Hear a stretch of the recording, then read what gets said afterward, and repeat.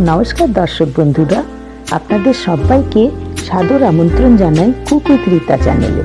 আজকে আমি মোমোস করে দেখাচ্ছি। তার জন্য একটা পার্পল বাঁধাকপি নিয়েছি, দুটো পেঁয়াজ, দুটো গাজর আর কয়েকটা লঙ্কা। এবার ইলেকট্রিক গ্রেটার দিয়ে এটাকে আমি গ্রেট করে নিলাম। তারপরে এইটা আমি পুর বানাবো, তো এর জন্য কোনো নুন টুন দিয়ে ভিজিয়ে রাখতে হবে না, ইনস্ট্যান্ট মোমো করবো। আমি একটু রসুন কুচো, একটু পেঁয়াজ কুচো সব রেডি করেছি। এরপরে আমি তেল গরম করে আগে রসুনটা দিলাম, রসুনের গন্ধ যেই চলে গেল আদা দিলাম। আদা রসুন একটুখানি ভাজা হয়ে গেলে যে আমি ইলেকট্রিক গ্রেটারে পুর করে রেখেছি সেই পুরটা আমি এর মধ্যে দেবো। ফিলিংসটা যেই ভালো করে ভাজা হয়ে যাবে, পুরো ড্রাই করতে হবে, কোনো জল রাখা যাবে না। খুব ভালো করে ভেজে একটু কখনো হাই ফ্লেম কখনো মিডিয়াম ফ্লেম করে আমি ভেজেছি। আর এর মধ্যে নুন দিলাম শুধু, আর কিছু দিইনি। এবারে আটা দিয়ে করেছি, তাই আটাটাকে আমি জল দিয়ে মেখেছি। এর মধ্যে আমি কোনো নুন দিইনি, কারণ আমার পুরো নুন থাকছে। তাই আপনারা এরকম শক্ত করে একটু আটাটা মাখতে হবে, খুব নরম না, দিয়ে একটু রেস্টে রাখতে হবে। 4-5 মিনিট রেস্টে রেখে বেলে আর ছোটো ছোটো পিস করে যে আমি লেচিগুলো করেছি সেই লেচিগুলো করে যাচ্ছি একটা একটা করে। এই লেচিগুলো যে করছি করে এই যে করে বেলেছি, বেলে দেখুন কীরকম পাতলা একটু করবেন না, যাতে এই সেদ্ধ ভালো হয়।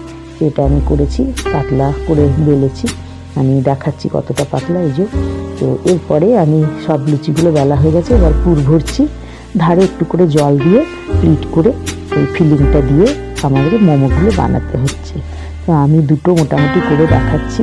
এই যে প্লিট বানাচ্ছি, বানিয়ে মুখটা মুড়ে আমি মোমোগুলো তৈরি করছি। আপনাদের অনুরোধ করছি আমার চ্যানেলটিকে সাবস্ক্রাইব করবেন আর লাইক করবেন, বন্ধুবান্ধব বা আত্মীয় স্বজনকে শেয়ার করবেন। এইভাবে একদিন করে দেখবেন, খুব ভালো লাগবে পাটি ক্যাবেজ দিয়ে মোমো। আর একটা অনুরোধ থাকলে, যদি ফেসবুক থাকে ফেসবুকে পেজটি ফলো দেবেন। আপনাদের এই সাহায্যটুকু আমাকে রান্নায় অনেক উৎসাহিত করে। তো আমি দেখুন দুখানা মোমোস করে দেখাচ্ছি, আর বাকিগুলো আমি করেছি যাতে খুব ভালো লাগে এই মোমোটা। তো সেই জন্য একটা দুটো করে করে আমি সবগুলো করে ফেলেছি মোটামুটি। তো আপনাদেরকে দুটো করে দেখালাম যাতে আপনাদের সময়টা কম লাগে।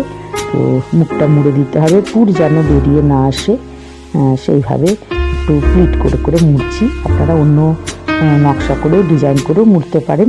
তো যাই হোক, এই আর কি করেছি। দেখুন কীরকমভাবে মুখটা সিল করে দিয়েছি।